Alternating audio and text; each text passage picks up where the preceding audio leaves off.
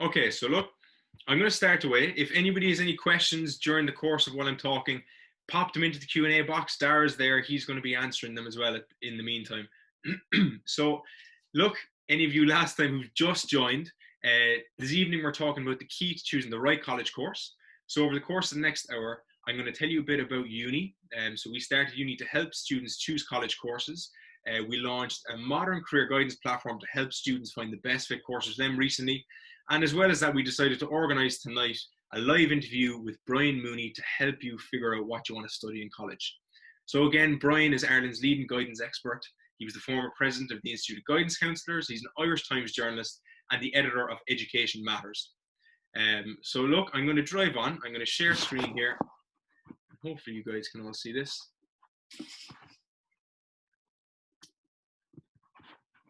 Great. Okay, so we'll kick things off.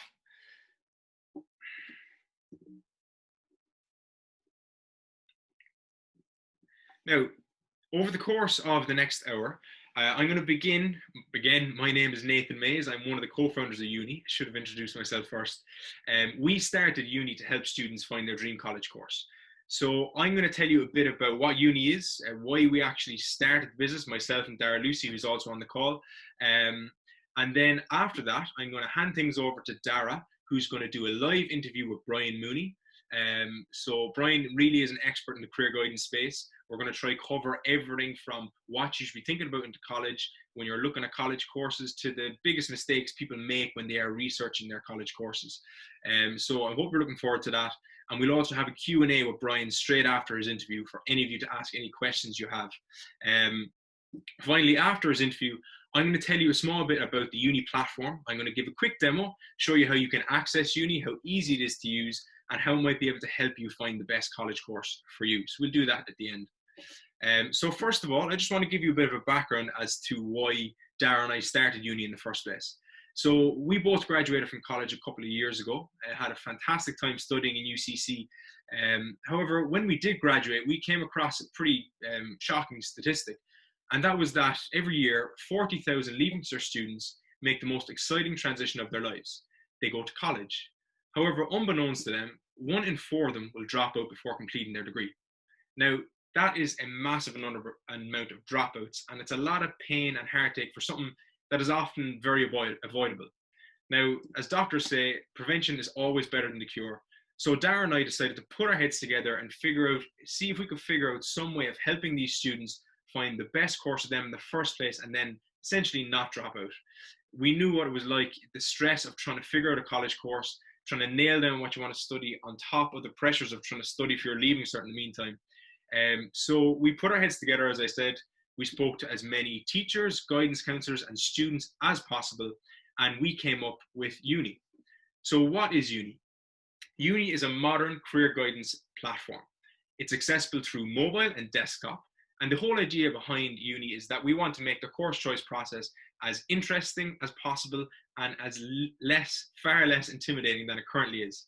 So we have a range of tools within Uni. In the platform, you can research over 1,000 courses. You can predict your CAO points. You can find your eligibility for any Search Level 8 course in Ireland.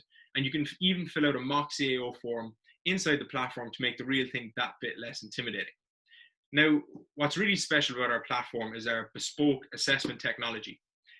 We are the only tool on the market that analyzes the student's academics, personality, and interest to generate personalized course recommendations and insights for the student through the use of artificial intelligence and data analytics. Now, I'll tell you a bit more about this afterwards. Before then, the lads are just getting set up there. And just to remind you, look, stick around till the end. As we promised when we were putting this out, we are going to be doing a giveaway at the end. So we're going to be giving away 2 free licenses to Uni. So that's a value of €100 for 2 lucky people who are on the webinar tonight. As well as this, we'll be giving an exclusive discount code for people who are on the webinar again. So you get a discount to run through Uni's platform exclusively for you guys tonight. And finally, we'll be giving out a free guide all about financing your college course. So again, this is kind of tips on everything from applying for grants through to doing a savings scheme to help you pay for college. All right, so without further ado, I'm going to hand it over to Dara and Brian to run their interview. I'm going to stop sharing here. Perfect. Thank you very much, Nathan. I hope all of you can hear me okay. Thanks everyone for coming tonight. As Nathan said, my name is Dara. Along with Nathan, I'm the founder of Uni, and we're delighted to have Brian Mooney with us tonight. As Nathan mentioned, Brian is Ireland's leading guidance expert. He is a journalist with the Irish Times, editor of Education Matters, and Brian also is the former president of the IGC. So we couldn't have someone better qualified to chat to us tonight. Brian, thank you very much for taking the time out to talk to us tonight. Not at all, Dara. Really happy to do so. Great. I'll kick things off, Brian, and ask you about your experience as a guidance counsellor. So you have talked to thousands of students and helped put them on the right path to the right college course or whatever they want to do post-secondary school. When you sit down with a student, what's the first thing that you do to get to know them and help determine where might suit them best going forward? Okay. The first most important thing is, as a guidance counsellor or as somebody who has expertise in this field, you are not there to tell the student or whoever else it is that you're working with what's the right thing for them to do. You are there to explore with them, and you have expertise that they don't have, to enable them to process what you help them to see so that they themselves can come to a decision as to what the right thing is for them to do. Okay. There's a crucial difference there. So many adults have said to me, I went to a guidance counselor, it wasn't very useful. They basically said, okay, do the bank or nursing or whatever it is, as if it's sort of a directive process. To me, I'm always respectful of the individual that's in front of me. I'm always respectful of their right to choose their own pathway. But my role is to help them make sense of all the data. It's like having a jigsaw puzzle in front and all the bits are just there in the table in front of you. And you're saying, how about that piece and that piece? Do you think, do they go to, oh yeah, I see, yeah, right, okay. So they build the jigsaw, but you're the ones who's kind of helping them through maybe the difficult phases. Okay. So at the end of the day, they own the decision. Because if they don't own the decision, the chances are that the first hurdle they meet, and go, oh, your man was useless, this isn't right for me. Whereas in a sense, if they've been through the process of self-discovery, do you see what I'm getting from there? I do, and it was a good analogy there with the jigsaw. So going back to that, what kind of questions do you ask the students to kind of put those pieces together? Well, the first question you ask the student is basically to describe themselves, to describe what they're interested in. And having done your exercise this evening, you know, I would also in the past have used instruments. There's an instrument on Careers Portal, there's instruments for My Future Choice, there's instruments in Qualifax, all the stuff that's been there in the past. Yeah. And I used your instrument today, and it was absolutely effective in terms of identifying the type of person I am. I mimicked as if I was a student, and it came up and gave me that profile of the helper or somebody who was interested in maybe, you know, working in either politics or the law or entrepreneurial stuff, which in a sense is probably, you know, different aspects of who I am. Yeah. So, you know, having a properly constructed, validated instrument can be extremely useful in framing the conversation in a way that the student begins to see some sort of sense in terms of, well, yeah, I'm a bit like that. And sometimes I remember once seeing a student and, you know, completely lost and doing an instrument with them. And in terms of the top 5 or 6, the word design came in about 4 or 5 of them. And I said, so obviously that's a very strong, and they would, yeah, well, could you have a career in that? And kind of, I was kind of staring them in the face. But the thing is, they said, but that's what I love doing. And I said, yeah, career is about finding what you love doing. Yeah. Some people think that if they love doing something, the career has to be something kind of dreaded, that you know, work really hard, but you're kind of half miserable and you're earning money, so that you can actually do other things that you like. Hey guys, career is getting up every morning and loving what you do. Yeah. And look, that makes complete sense. I mean, with so many options, tools like our assessment tool can really help you narrow down and hone into what's important. Now, with regard to those tools and, you know, with the current cohort of students that are going through college, progressing from first to final year, Nathan mentioned earlier that nearly 25% of students that come into first year don't actually end up graduating. Why do you think that is? Oh, it's very simple. Firstly, let's go through a few things people do. One, they decide that they want a particular job or career, and therefore they focus on that, you know, 5-6 years down the road. And in a sense, when you look at the pace at which technology is changing and roles are changing, you might well find that your perception, even if it is accurate, which it may not be, of what the job entails, may bear no relationship to what the job will be in 5 or 6 years' time. And in focusing on the job, they don't actually focus on the course. They're going to have to spend 3 or 4 years getting out of bed every morning, going to lectures, etc. So they get into the actual content of the course to find, hey, I don't like this aspect, or I don't like that. So they just skipping a few lectures, and then before they know where they are, you know, they're so far behind that, you know, the exams come and then they crash out, or they don't crash out and they pretend to their parents are still going to college. And, you know, then the college is laughing because they're getting the HEA funding for that student. And the student goes back the following year and finds out that it cost them a fortune. That's one reason. Another reason is students think they're in 6th year, they're nostalgic, they don't want to lose their relationship. So where are my friends going? What are my friends planning to do? As if somehow the whole class group can transfer to a college and we're all still going to be friends. And, you know, whatever seems to be popular or whatever seems to be the other mates, people out of a kind of a sense of insecurity saying, well, I'll do that too. Not realizing that the dynamic of university is completely different. And when they go in, they find themselves, hang on, why am I doing this course? I hardly meet my friends anymore because of the nature of university life. Yeah. Some people, they pick a course, but they don't actually realize that, you know, it's going to cost you so much to get accommodation if you're not commuting. It's going to, you know, there are so many other elements to college life, which is what develops you as a human being. And you find that you're really in the wrong college or the wrong course, or you didn't work out how much it was going to cost you, and it's into November and you're running out of money already. And, you know, planning. So there's a lot of reasons, but they're just a few of them. So going back to the first reason there, just so we can try and conceptualize it for the people watching. So what you're saying is that people get an idea into their heads as to what they want to do post-college. Yeah. But it's almost like they're running before they can walk. Exactly. They have a career in mind that they think that this course, and they list courses, you know, on the general assumption that after they finish this course, they'll do that job.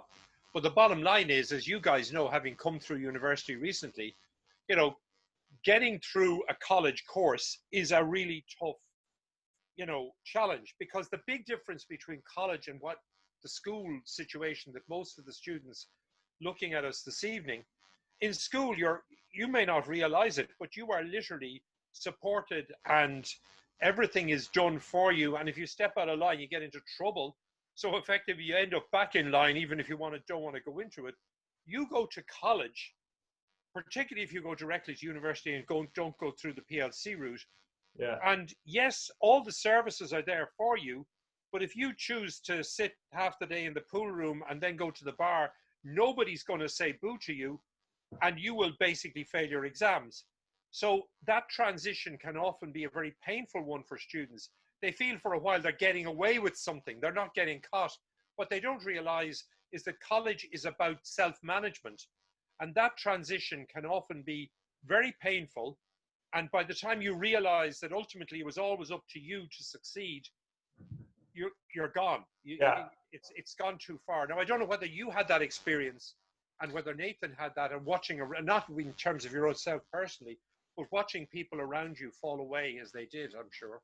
Exactly. And look, I mean, we can definitely say that, like, I think everyone has felt a little bit of that. And the way we like to the way we always conceptualized it back when we were in college was that if you wake up hungover on a Friday morning after the Thursday night out, will you go to the lecture on the Friday morning? Exactly. You know, so And like that you is, get yourself up out of bed to go. Dara, that is the key question. The Yeah. key question is, you know, if you've had a good night out and, you know, it's Friday morning and it's miserable outside and it's cold and it's wet, what gets you out of bed to go to a lecture? Yeah. And what content or what type of material would you go to a lecture for in those circumstances? And they're the things you look for in a course. Okay, perfect. So look for the course.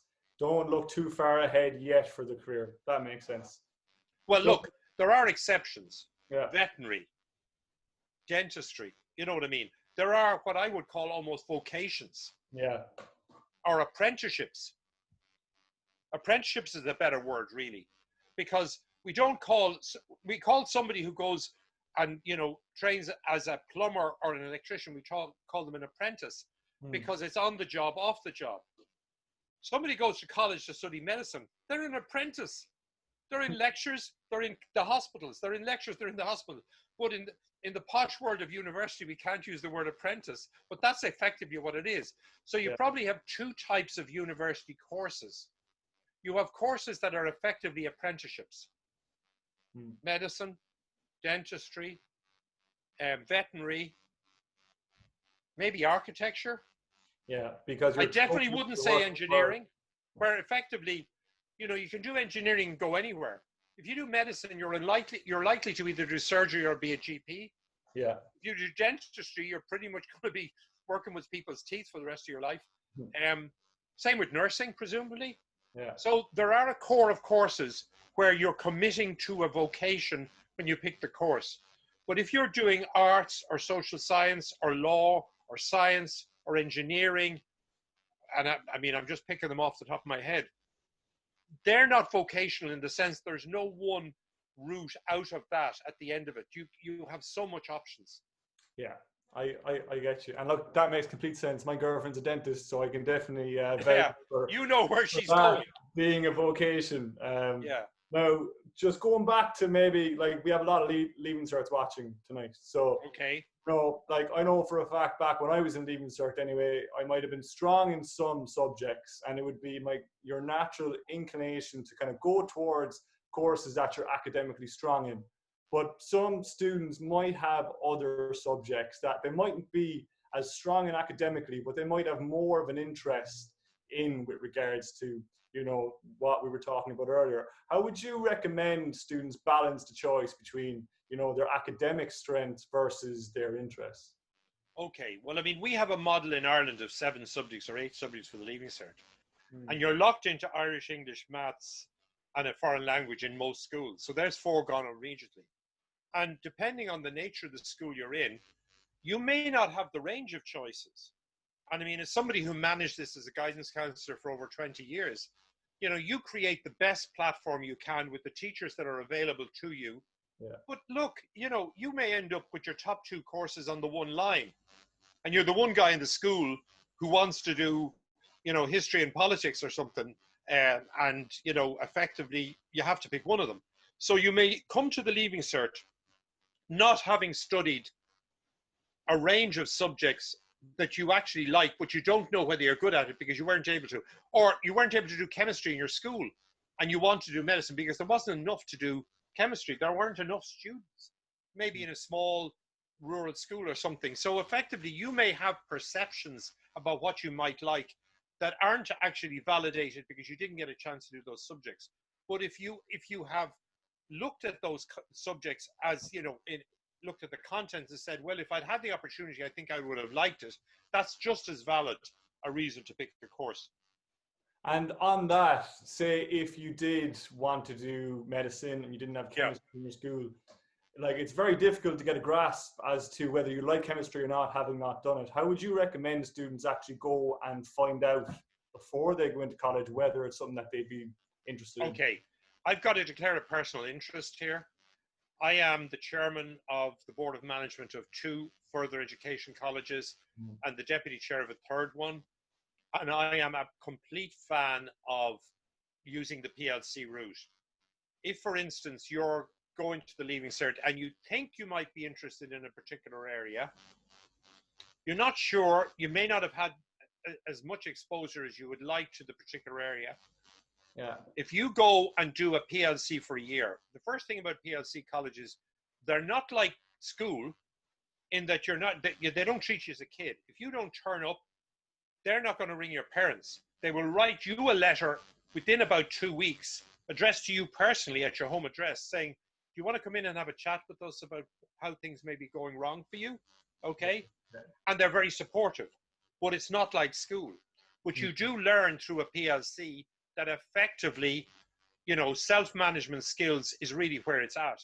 But it's a more gradual process than going directly to university where you literally hit it on day one. The second thing is you can talk about our chemistry person. You do a PLC in pre-science or pre-law or pre-business, etc. So you're now doing 8 subjects in the area that you think you're interested in. You're going to need to get a high CO points course offer from a PLC. You're going to need to do very well across 8 modules. But if it's for you, you will do well. And now you know you're in the right course. I get you. If on the other hand, you don't like it, what have you lost? You've lost nothing. You may have lost the part of a year, but you're not going to, the HEA isn't going to suddenly leave you with a bill of an extra 10,000 euros on top of your 3,000. Yeah. And I had a student who I saw the year before last who wanted to do, say, business degrees and high point business degrees, was hundreds of points off it.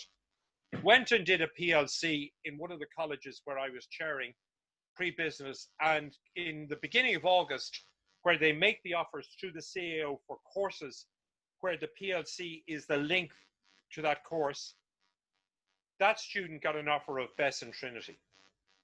And look, to be honest, Brian, that makes complete sense. Like, you wouldn't go running a marathon without testing out a 5K first. Exactly. So you could look at it as 1 year lost, but you're also probably saving 3 years if it's a course. And here's the thing from the university's perspective. Those who have done a PLC drop out less and often academically go way beyond the students who came in straight from Leaving Cert with far higher points than them. Okay. Because they've actually had a year in the content of the course and nothing else. Yeah. They've done 8 modules of science or business or law or whatever. So they start much stronger into the course, and they have learned self-management skills. I'm not saying it's for everybody, but it is a fantastic prep route if you're saying, well, maybe this or maybe that. Far better to do a PLC, find out whether it's right for you, than to pick a college course, drop out, and then have the disillusionment of having to go back and start again, and then maybe paying an awful lot more money, because the HEA will only fund you once for first year of a level 8, for second year of a level 8, or whatever. Whereas if you do a PLC, you're not in the third level system, and therefore it's not costing you any of your HEA funding. Okay. That's good to know for some of the students out there that might be very unsure as to what they want to do.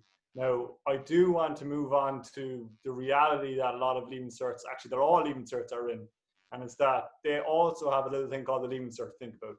So yeah, they're very time poor, and they're probably more time poor now than they've ever been in their lives. Right. So, you know, you've been there, you've been a vice principal yourself. How would you best, you know, advise students on how to manage their time to get in enough study, but also to make sure that they're actually thinking about next year? Well, look, the specimen answers, the marking schemes on the State Examination Commission website, that's the reality. Apart from 2020, when that all went pear-shaped, but I don't think anybody's going back there. And I know from my discussions at very senior levels politically, the last thing that anyone is going to do is go back through assess grades. It was such a nightmare that, you know, literally it'll be the very last option. So let's presume the exams are going to happen next year. There has been changes to the curriculum to enable students to have a wider range of choice because they lost 3 months of 5th year, which we have to acknowledge. They're the ones that have lost most, in a sense, the current Leaving Cert year, because they did lose 3 months of a core year. Most Leaving Certs last year they were past their mocks by the time that COVID hit in mid-March. So effectively, they were really into the revision phase. So I can understand why a lot of Leaving Cert students this year feel pressurized. Yeah. But at the end of the day, it's the marking schemes, it's the specimen answers. If you start systematically just taking a few questions each evening on different subjects, space them out over the week, do 1 or 2 a week, and just build it up, you know, do them under exam conditions, try and do them in the time that you would normally have to do them in the exams.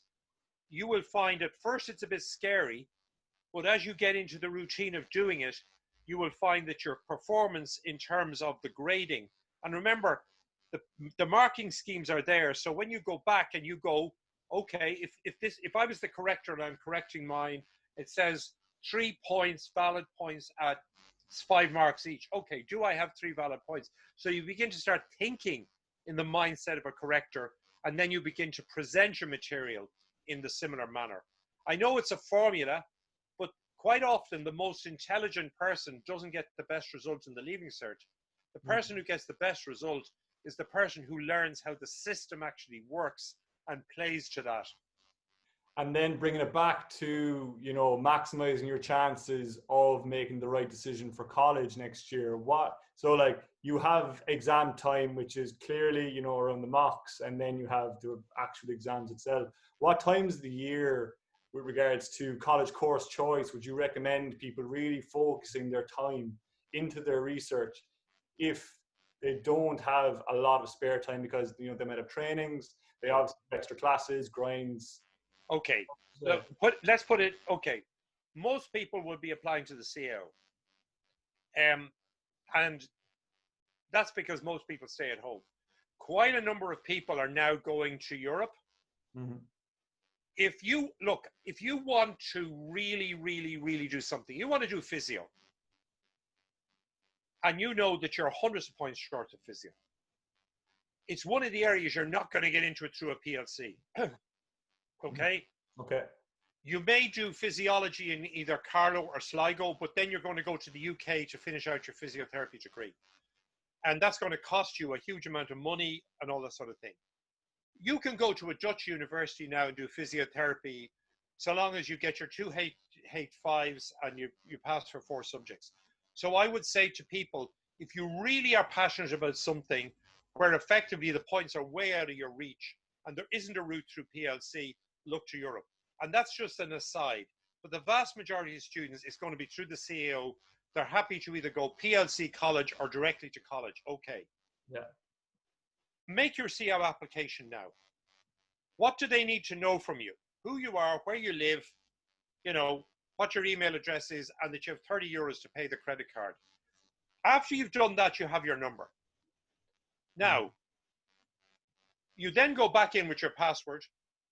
It's really, really important. If you're applying for here or there, you really do need to do the paperwork on that. Because if you don't do it and the 1st of March comes and you haven't finished your online application, you're gone. If by the 15th of March, the actual physical paperwork, the actual physical documentation to back up your application is not in Galway in an envelope, you're gone. So effectively, from the here or there situation, you really need to focus on that now. If you are interested in a course where it says restricted application, you need to list that by the 1st of February. Or if you forget it, by the 1st of March, you pay them an extra tenner. And that's only in courses where there are interviews, portfolios, da-di-da-di-da, whatever. Okay. For the vast majority of students, the actual decision relating to your course choice can be done after you finish your Leaving Cert. Yeah. Up until, is it the 1st of July? 1st of July. Yeah. Now, here's the thing. It's basically not, you actually think, okay, I finished my Leaving Cert 21st, 22nd of June, and at 1st July, that seems like a short period of time. Think of it in terms of dating. You know, you date over a number of years, and it's a particular point in time you ask somebody to marry you, you know, but you think long and hard about that, okay? So let's take the next 8 months as similar to dating. you're testing, you're going to open days online, you're having a look at this, you're having a look at that. 1st of February, you put down a list of courses. That's dating. You're listing them. What I like right now, does it have any long-term implications? No, none whatsoever. You may put them into your system, but you have absolute freedom in the months of May and June to change anything on your application, so long as you're not trying to introduce a restricted course with a portfolio or an interview or something, right? Yeah. So I would say to people, think about it. Do maybe your program, go to your open days online, reflect upon it, think about it, put in a CO application, list courses by the 1st of February if you think these are the ones you want to do now. Continue to think about it, but not in a sense of absorbing days and days of time. You're focusing on your exams.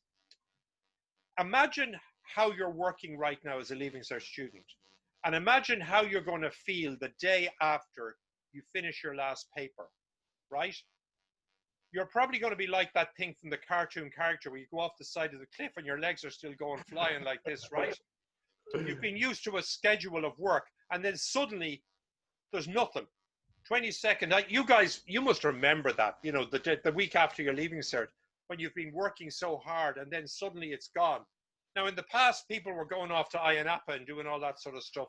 And that may not be there next year, which is great, because I really say, but the biggest piece of advice I would say to a student is, if you and your friends or mates are planning to celebrate, give it 1 week. Allow yourself that space after the exams to reflect upon all of your thinking, all of the research you've done, and sit down and then decide the right 1, 2, 3, 4, 5, 6, 7, or whatever in your course choices. Because all of the prep, all of the reflection that you're now doing, it'll all come good in that 8 days, because the exams are gone, no more study, no more books, you've nothing else to do. It's a nice, hopefully fine week at the end of June. And all you have to do in that 8 days is put the course order. Now, if you're only starting at that stage, that's pretty stressful. Yeah. But if you're just going along and having a look at stuff and thinking about stuff, that's the way to do it. And look at this, like this way. Every single year, 77,000 people apply for the Leaving Cert or for the CO, right? Yeah. Only 44,000 of those are actually current year Leaving Certs. Okay. So everybody else is either an adult or they're 2 or 3 years out of school, so they know what they want to do, right? How many people do a change of mind every single year? How many did it this year? 44,000, i.e. everybody in the Leaving Cert. So, I get you. And look, I'm just a bit conscious of time there as well, but I do. So basically what you're saying to students is start thinking about it now, do some tests like the Uni Fit that Name's going to describe in a while. Be thinking about it the whole time. Know that you're not locking anything down until July 1st. Keep it in the back of your mind, but never stop thinking about, okay, what might suit me best as correct different deadlines pass on. And then when you finish the last paper, give yourself a week. I need now to look really seriously about all the options, all the courses, all the content, entry requirements, everything, and get that order right. Okay. Perfect. That sounds good. Just moving on from the Leaving Certs for 1 second, because I know there's a lot of parents on the call as well. Yeah. What's the parents' role in the college course choice process for the students? Be a phenomenal listener, and also in listening, ask questions rather than make statements. Okay. Because we all know that when somebody tells you what to do, you go like a hedgehog and you go, yeah, I'm listening, but you're not really listening. But if you ask somebody, like if you're a parent and you say to your son or your daughter, how are you feeling right now? That gives you the freedom to actually express.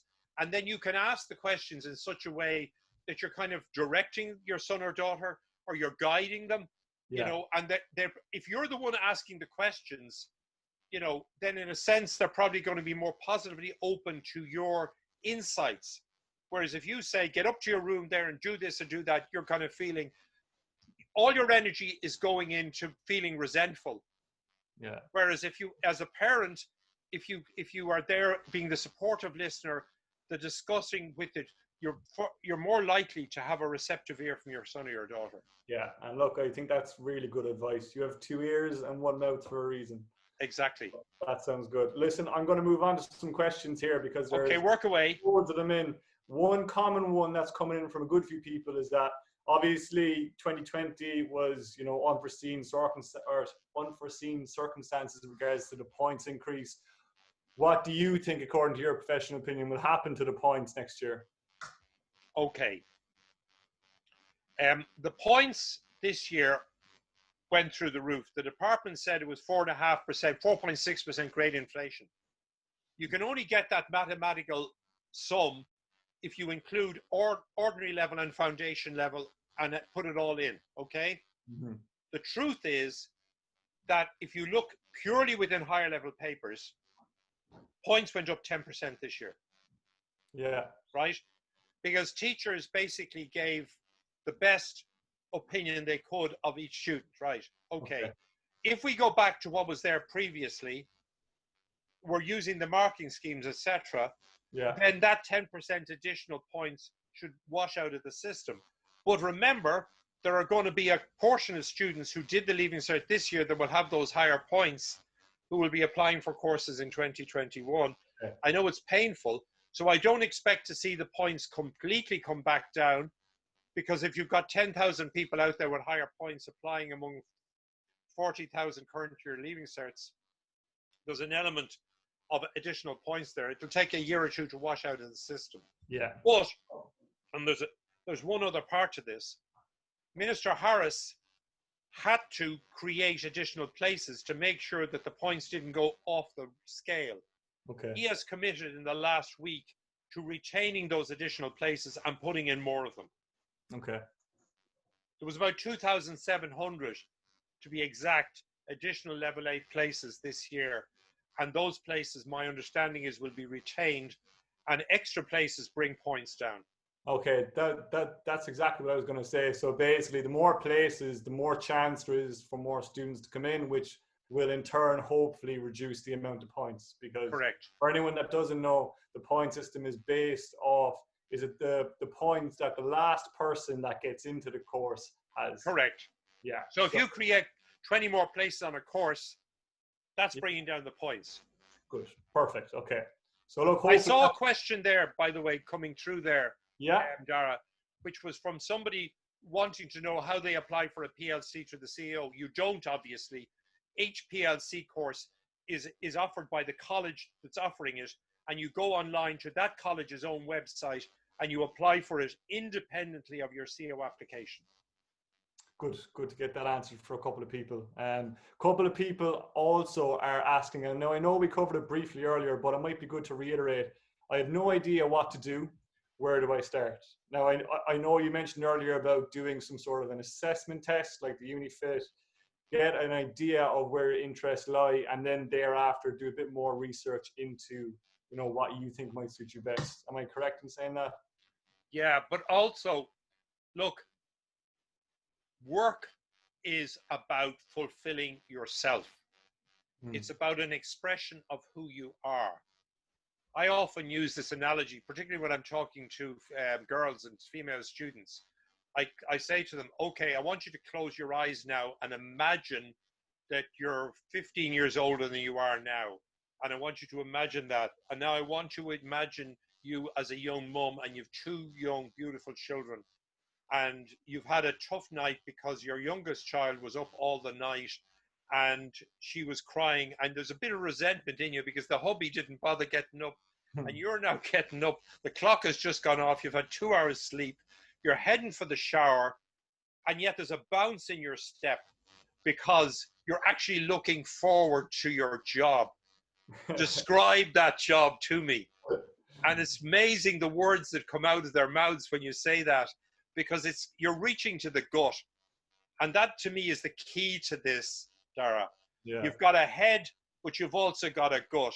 And into your head over the next 8 months, you can input all of the data through your research that is relevant to what you think is relevant to you. But ultimately, it's a circle. In other words, from the head through the gut back to the head. So you need to process. And what an awful lot of young people don't know is how to do that processing, how to touch base with their instinct, their gut, their innate feelings, their innate things that they enjoy most. And if you allow that to filter through the information that you've intaken, through all your research, that will enable you to create an order of preference.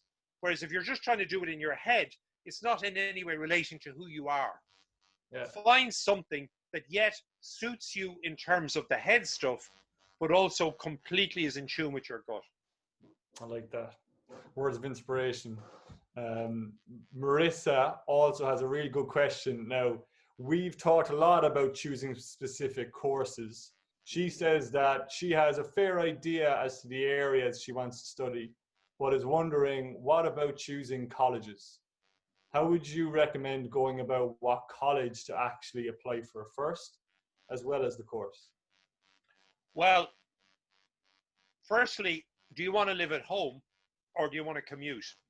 And remember, commuting is every day, 5 days a week. It's not at the moment, everybody's studying from their bedrooms, but I mean, let's presume we're talking post-COVID, right? Mm. Your lectures are probably going to be 25 to 30% of your activities in college. So effectively the whole environment of college, the clubs, the societies, whether the lectures are, classes of 200 or classes of 30, are the exams continuous assessment, or are they twice a year in January and June, or in some colleges in June only? Do you prefer to have a one-off exam, or do you prefer to do, little bits as you go along? All of these factors come into play. So effectively, what I would say is make sure to visit colleges. If you're thinking of commuting, do the commute in the morning and see what it feels like, even once, to see what would it be like doing this every day. We're very different. We were talking about this early. In the UK, everyone wants to go to college so they can move away from home. In Ireland, people quite often want to stay at home because mum is good for the cooking, for keeping, my clothes washed for me and all that sort of stuff, and, a nice meal in the evening time. So therefore, if you're going to stay at home, that kind of, to a certain extent, determines it. If you're going to move away from home, look at expenses. How much is going to cost me? What's the accommodation cost? Do I have the money? Am I going to run out of money by November? So, there are practical things, and there are things relating to assessment, relating to clubs and societies, relating to size of lectures, all of that stuff. That's good. And there were some really good golden nuggets in there for anyone who hasn't taken them down. You can replay the webinar after anyway to get everything that Brian said there, because I think there were some really, really good points coming from my experience, even as someone who's already gone through college. They're all things that you really do need to be asking yourself before you choose what college you want to go into. Now, there are so many questions in here. I'm trying to pick the questions that I think will apply to most students. Now, Chloe asked a question, and I think, Brian, you're going to love answering this. Should I pick a course I believe is more suitable to get points-wise, or should I put down something that I really want to do? Oh, absolutely, something you really want to do. I met a doctor about 15 years ago, and I was lecturing in UCD in education, and she was thinking of going back to teaching, and she got top points. She did medicine because her mum was so proud of her points that she wanted to become a doctor. She woke up every morning with a pain in her chest because she really never wanted to be a doctor. And she was saying to me, how do I get out of this? And I said, do you think your mother wants you to be miserable? Do you really think your mother, if she had any idea how you were feeling, would want you to go through that? Your mother's not even 60 yet. If you keep trying to pretend to your mother, you'll be 60 and she'll be 80 and you'll have wasted your life. Absolutely. You can have 625 points and do arts and love every second of it. Points are only a way of filtering. They are not a value. What is a value is the course you love rather than the points. Yeah, I think I would agree with that 100%. Hope that answers your question, Chloe. We have Mary, who's a guidance counsellor, and she brings up a very good point here. She's saying it'd be good to explain a little bit to some people in case they don't know, level 6s and 7s and how they link to level 8 courses. Now, I think this really important. Well, I mean, I talked about the PLC. Yeah. Which is doing something in your local PLC college and then applying to your CAO course and getting in as a reserve place. The level 6, 7 is somewhere in between. So you're doing a course that is a 2-year cert or a 3-year ordinary degree where it's available, more in the Institute of Technology sector now, be truthful, than in the university sector, right? Yeah. So let's say, for instance, one I'm familiar with living in Dublin here, like, for instance, TU Dublin, right? Where you can do the level 8 business degree, business management. But if you don't get the points for it, you can do the level 6, take it down to the level 7, take it back onto the level 8. So effectively, at the end of the day, you end up with the business degree that you would have got if you had the points, but it takes you 1 year less. So always look at level 6, 7 options where effectively they take you into the level 8 course you mightn't get the points for. Look, and I think it's really important that students understand that, and they do their own research too into how they can actually progress from a level 6 to 7 to a level 8 if it's something that, you know, they're required to do to get into a course. Now, again, I'm conscious of time. Brian, I'm going to ask another question here because someone mentioned it and I think it's worth bringing it up. You tried the Uni-Fit Assessment earlier on, and someone is asking here, how did you get on? How did you find it? Well, you know, I looked at my own background over my life.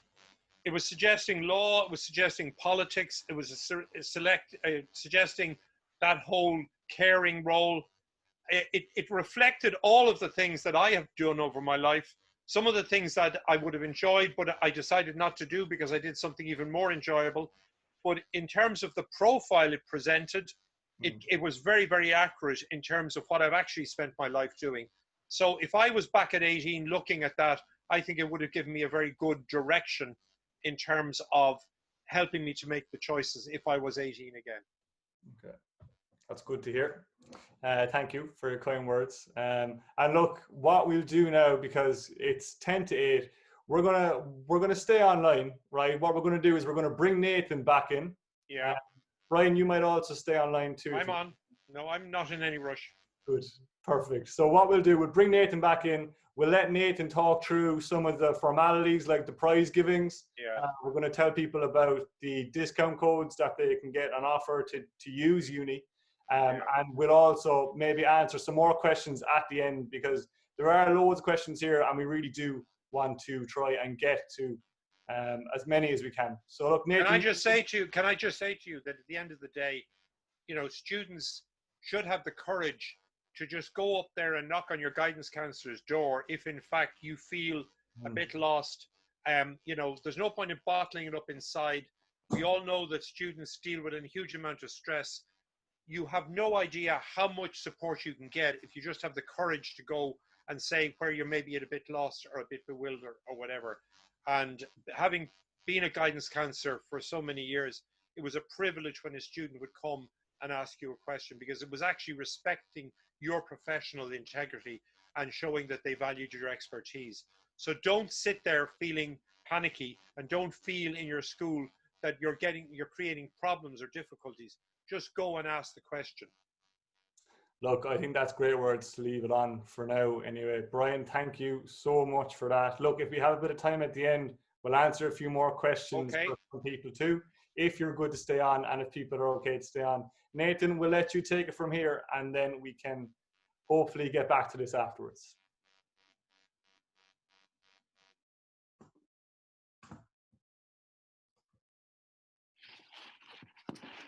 Brian, that was fantastic. Thanks a million. I'll take back over there for a sec. I hope you guys enjoyed it. Look, there was some fantastic insights there, and to be honest, it was great to be able to tap into Brian's depth of knowledge. There's a lot of experience there, and I'm sure you could see that coming across. Two things definitely stood out for me. I think consider that it's not all about the points, and it's not about putting those high points courses down just if you're getting high points. Think about what you'd enjoy. Think about if there's something you could see yourself doing for a long time. And also put in the research, use the resources that are there and really give it the time. I think it's very easy to get really stuck into the Leaving Cert exams and all that and forget the reason you're doing them is to try progress on to something else after. So just to keep that in mind. But look, having said that, obviously it can be very tough to choose college courses. Dara and I have been there, we completely understand. And again, that is why we started Uni. So what I'm going to do now is I'm going to tell you a bit more about Uni. So Brian would have mentioned the Uni Fit test a minute ago. He actually ran through the assessments with us earlier. to see what kind of courses and areas he got recommended. So that's what he was referring to. So I'm now going to show you a bit about how you can actually access the platform, access those assessments yourself, and use it for yourself. So I'm going to pop this over here. Great. So again, look, I mentioned earlier, but just to reiterate what Uni is a modern career guidance platform. Now, if you don't mind, over the next couple of minutes, I'll just take you through quite briefly, again, what Uni is, how you can access it. I'll show you how easy it is to use Uni, and hopefully you'll come away having found out something that might be able to help you a bit when it comes to figuring out what you want to do in college. So since launching back in March, we've actually been lucky enough to help students from hundreds of schools from all over the country figure out what they want to study in college. So we said, instead of us talking on too much about Uni ourselves, we wanted to show a quick clip of a girl called Hannah from Cork, who actually used Uni. So rewind from this time last year, Hannah was doing the Leaving Cert, and like I'm sure many of you, and I'm sure this would resonate with many of you, she was trying to study as hard as she could. At the meantime, she was feeling a lot of pressure and maybe a bit overwhelmed trying to figure out what course she was going to do in college. Again, while trying to balance that with her study. Her parents would have been the same, obviously worried for her, just wanting her to be happy and figure out what she wanted to do. So again, she was studying in St. Andrews, she used Uni, and I'm just going to play a quick clip of Hannah chatting about her experience at Uni. It might be a bit more relatable than us talking about it ourselves.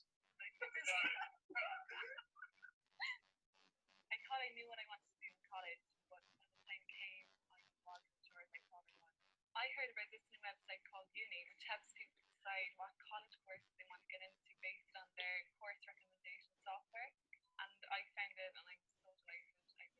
The first thing I noticed about Uni was their platform was visually really cool, and it was straightforward and easy to use.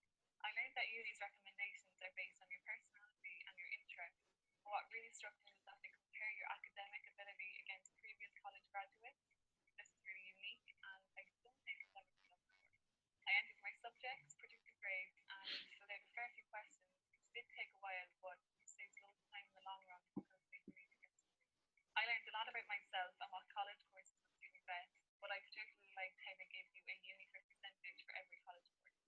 Uni helped me narrow down and choose the college courses that would suit me best. It gave me the peace of mind and confidence that I needed. My name is Hannah, and I'm going to be studying speech and language therapy in UCC next year. So thanks a million, Hannah.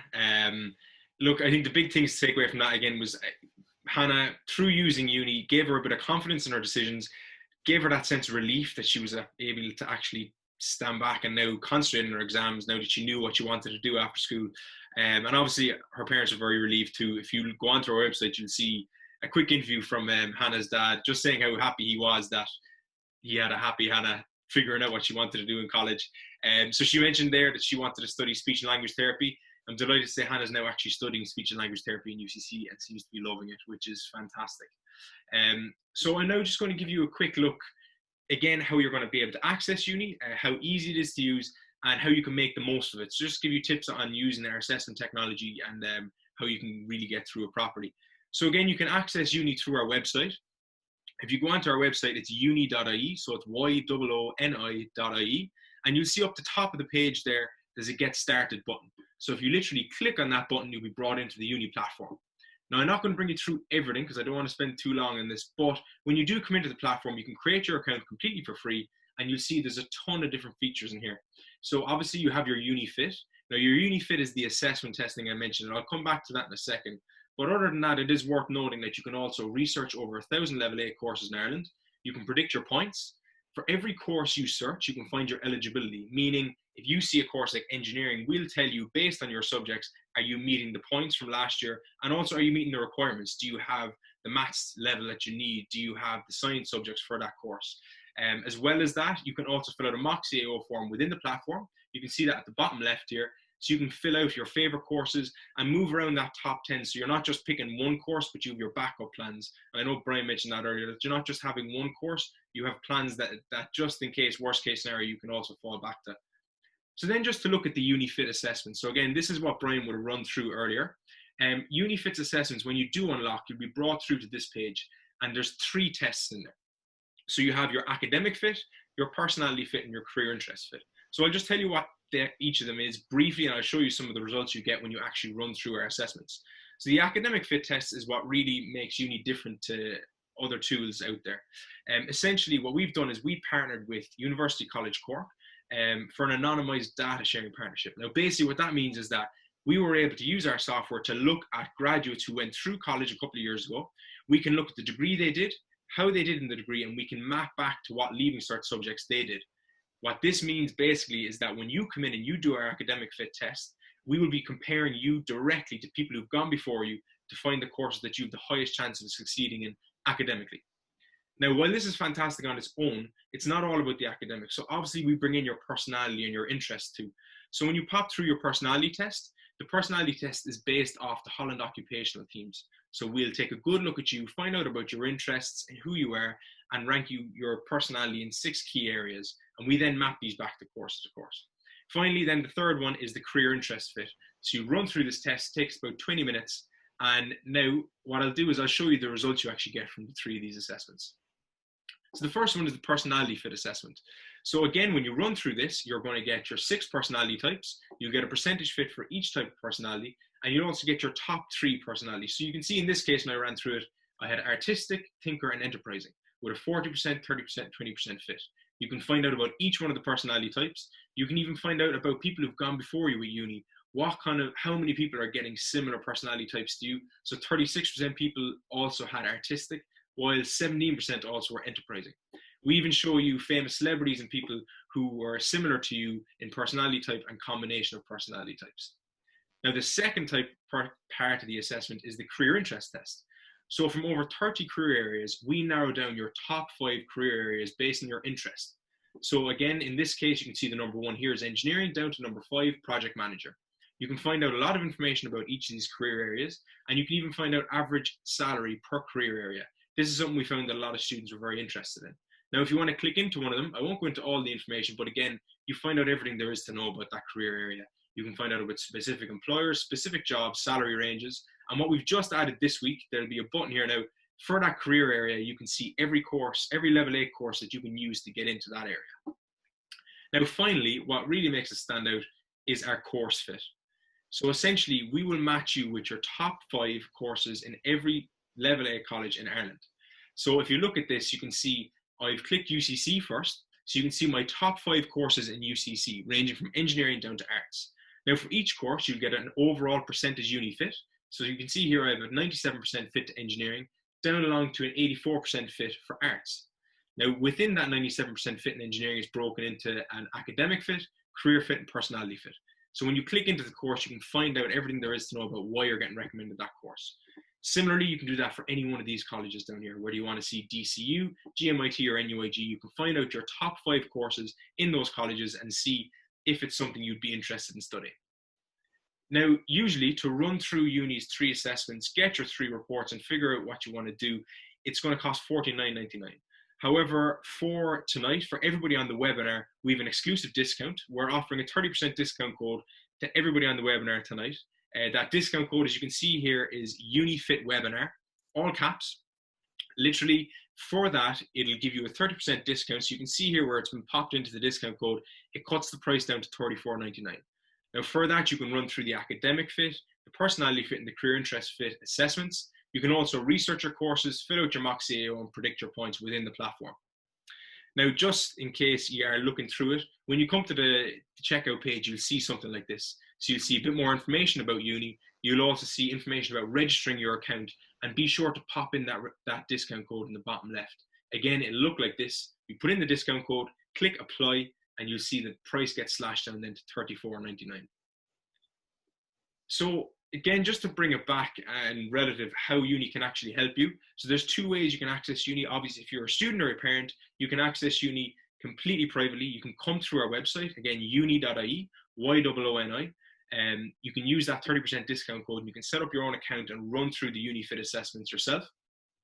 As well as that, just to say, I know we have a lot of guidance counsellors on the call tonight, so if you're a guidance counsellor or if you're representing any kind of school, do get in touch. We also run licensing and partnership deals with schools. If you think that Uni could be valuable for your students and maybe could make your lives a bit easier as a guidance counsellor, give us a shout, drop us an email at hello@uni.ie. and we can organize a demo. We can give you free testing of the software. We also run free webinars with schools, and it's something that's been quite popular, where we'll just come on and talk to students about uni and try to give them a hand with the whole process. So look, before we close out, because I know we promised an hour and we're gone a bit over, but I think we do want to get to the Q&A with Brian as well. Before we do get to that, we promised to do the competition. So I'm going to pop over to Dara very quickly. I know Dara's been running through a random number generator there to find 2 winners within the within tonight's attendees. So I'll pop Dara on there. Hello again, guys. So we have 2 winners. First winner is lorcan.202@gmail.com. So congratulations, Lorcan. And the second winner is ashlingnorth01@hotmail.com. So there are 2 winners. There are 2 Uni Fit winners. We'll get in touch with you guys after. No need for you guys to do anything. And we'll make sure you get your prize. Fantastic. Well done, guys. So before we start into the Q&A, it is worth saying we're going to send you all out a follow-up email. So within that, we have recorded the entire webinar. So look, if you want to look back at anything, if you think there's something you missed or you want to listen back to what Brian was saying, you'll get that recording in your email. We'll also give you the discount code again. So if you've forgotten it, we'll give you that discount code to access uni for the 30% discount. That's only going to be there until Sunday. So be sure to get in there quick if you are going to use it. And finally, we're going to give you that free guide I mentioned earlier. So basically that guide is all about how to finance your college degree. So within the guide, it covers everything from applying for grants all the way through to types of saving schemes to help you save up, pay for college, because look, it can be an expensive experience. So thanks everybody for listening. I hope you found it valuable. I'm going to bring back in Dara and Brian now, and we'll try to get through some more questions, because I could see the Q&A was actually blowing up as we were going through all that. So it would be good to get a few more questions out. Okay, perfect. So look, are you there, Brian? Can you hear us? I'm trying to get in, but I'm being blocked. Okay. Okay, perfect. We can hear you anyway, which is yeah. No, it just said that you're blocking me turning on my video. Oh. Okay, well, we can hear you anyway, Brian. Hannah, we'll get the video fixed there. Can you try start video again? Well, I have done that. I clicked it. It said when I was clicking it to unmute it, it said I'm blocked. But you don't need to see me. I can talk. You can hear me. No. You have a great voice for radio anyway, Brian. It's all right. Host has stopped your video, it says. Okay. You don't obviously like how I look anyway. Go on. So look, if you want, I'll just do a few quick fire questions for some people asking about uni. Can you do the test multiple times? No, so you can only do the test once. If you want to do it again, you'd have to pay the fee again. Second thing is uni for 1 or 2 years. Once you do uni once, you'll have it forever. So even if you're in 5th year or in 4th year now and you do the test, you'll have it next year as well and the year after. So there's no hassle there. Your technical problems have been resolved by some fantastic. There we are. Fantastic. Okay. So Brian, I might ask you a question that Ita asks, and I think it's a great question. So she says, my son currently thinks that he wants to study physics, but he has no idea where it will bring him in the long term. How would you give advice to someone who has a favorite subject that wants to continue studying on it, but isn't too sure as to what career prospects it will lead to? Well, at the end of the day, there's a search facility. I was involved in developing the Qualifax website, right? And one of the things on the Qualifax website is a facility which enables you to put in a key search word, right? Which will bring up all courses, say for instance, that have the word physics in the title. And at the end of the day, there aren't going to be that many, right? And if you then look down as to career progression opportunities, at the end of that course descriptor, then effectively you say, well, if I did this physics course or that physics course, this is where this goes. That's what, off the top of my head, that would be one answer. You may well have a facility within uni to actually be able to do that. I don't know whether you do, but I just know from having been involved in developing Qualifax website as president of the IGT back in 2004 and 5, that we put in that facility to enable you to how will I put it? Focus in on one word. Hmm. And then say, okay, well, let's look at all the courses in my region or in my area that would have that in it, and where do they lead to? Because obviously each course director wants to promote their own course, and they're obviously promoting where their graduates have gone to. So that's one way of doing it. Okay. I'll pop in with a question there, Brian. So it's something from Casey, and I think it's something that a lot of people will relate to. So Casey said, how do you come to a conclusion about what course to choose when you're interested in two courses that are completely different to each other? Yeah, that's a hard one. I mean, at the end of the day, you know, it's like I come back to dating. You know, how do you make that decision if there's two girls you really fancy? Which one? How do you get to that place? Your gut? Yeah, I suppose it's trying to take those first steps to separate them. It is a tough one, because I know a lot of people have probably experienced that, trying to narrow them down. I suppose trying to research as much as you can, look at things outside of the course, look at the career after. Or maybe talk to two people, one doing each course, and ask them about the course experience, and you may get an insight that you don't actually get just from the literature. Yeah, absolutely. Yeah, I would agree with that. Fionn is also asking about, you know, how much of a factor should you really consider with a course such as engineering that's very maths intensive with regard to, say, how you're performing with maths in school? Oh, absolutely. I mean, look, there is no point. I often get this question from students who are interested in, say, for instance, a business degree, who are doing ordinary level maths and may struggle with ordinary level maths. And I'm saying, look, there's no point in putting yourself through crucifixion and, you know, nailing yourself to that cross for 12 months.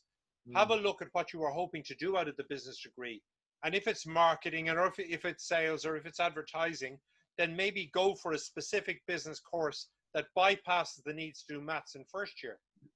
You know, why put yourself through something if at the end of the day, you know, you're not going the accounting route, you're not going the maths route, you know, so be box clever. You know, look at where, if there's a barrier there, now, as in engineering with the higher level maths. But if you're ordinary level maths, well, then maybe look for an engineering route through level 6 where you can build up your maths competency and then transfer to a level 8, possibly after a couple of years. Very good. Absolutely. So I've just noticed Patricia has said just briefly, how long is the discount code available for? That's going to be there till Sunday, Patricia. So again, it's Uni Fit webinar. We'll pop it out in the email, but that's there till Sunday. Now, look, there's another question here, Brian, that I think is relevant. So this person has said, I've always wanted to do primary school teaching in Mary I. That is the dream. If I didn't get the points, what is the best route to do primary school teaching other than coming through Mary I? Direct from the Leaving Cert. Okay. Well, the first requirement is you have to get the H4 in Irish. Okay. Mm-hmm. Then there is a number of other colleges, for instance, where you might get a tiny variation in points. Mary I and DCU St. Pat's tend to be in around the same points. Marino can sometimes be a little bit below it. So again, look at all the primary school qualifications. But here's the thing. I mentioned the Netherlands earlier. I spoke to a student last year at one of these Dutch university things who was doing primary school teaching in the Netherlands, possibly hundreds of points less than you require to get in here. They obviously need to look at the entry requirements from the teaching council to come back, but seemingly there is no problem. The problem is the Irish, but you have a period of time when you come back to get your Irish qualification. So look possibly at maybe, if you're way off the points, look at possibly looking at the Unicast website, primary school teaching in Europe, taught through English, obviously, and the option of maybe coming back with that qualification. I know it's a bit of a left field answer, but it is possible if you're going to be way short points wise. Okay, perfect. Now we have a question here, and I'm going to keep the person anonymous just in case I give it away for her. But she says, how do I deliver the news to my mother that a course that I love, she doesn't? Is there any tips on how I'd approach the conversation with my mom about how I want to do a course that she doesn't think I should do? Okay. At the end of the day, your mother and all parents love their kids, but it's very painful that ultimately at the end of the day, we as adults have lived our lives. And, you know, you can't relive your life for your son or your daughter. They're not you in replica. They're unique. You and your husband or your partner created that child in her uniqueness, and she's got to be able to live her life. Yes, you can advise her. Yes, you can point out some pitfalls, but ultimately, if it's what you want to do, it's your passion, you're never going to successfully do another course, because you're always going to have in the back of your head, if this isn't the one I want to do, and you're probably going to end up either underperforming or dropping out of it. So I think you need to say to your mum, look, this is me, this is my life, this is what I want to do, and please support me. Like that. Maybe make her a cup of tea as well beforehand. Exactly, yeah. There's another question here, Brian. I think it's just, again, about the PLCs. So obviously you were talking about the PLCs a lot. This person is wondering, I think, about the logistics of it. If they do a PLC, how do they then transfer over to a course, say a level 8 course? Do they do it through the CAO? And also, when they do come in, do they come into first year or second year in that course? Oh, no. Look, in the last number of years, the universities and the Institute of Technology have realized that students who've done a PLC before they apply actually outperform those directly with the Leaving Cert.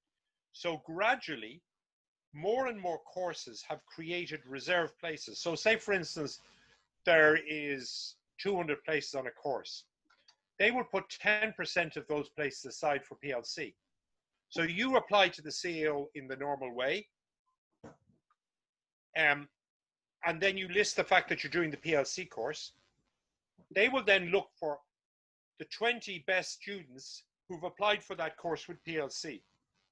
And they could all be hundreds of points less than those getting into the 180 places through the CAO. You literally list the year after you do your Leaving Cert, after you finish a PLC, you make a normal CAO application. You give them your Leaving Cert number so they can track your Leaving Cert results. You give them your PLC course so they can track that. The college will look at you individually. And in the first week of August, they will give out those 10% of courses before they look at the Leaving Cert people for the current year. Now, I presume, Brian, because they're like specifying a limited amount of places, that must be quite competitive, is it?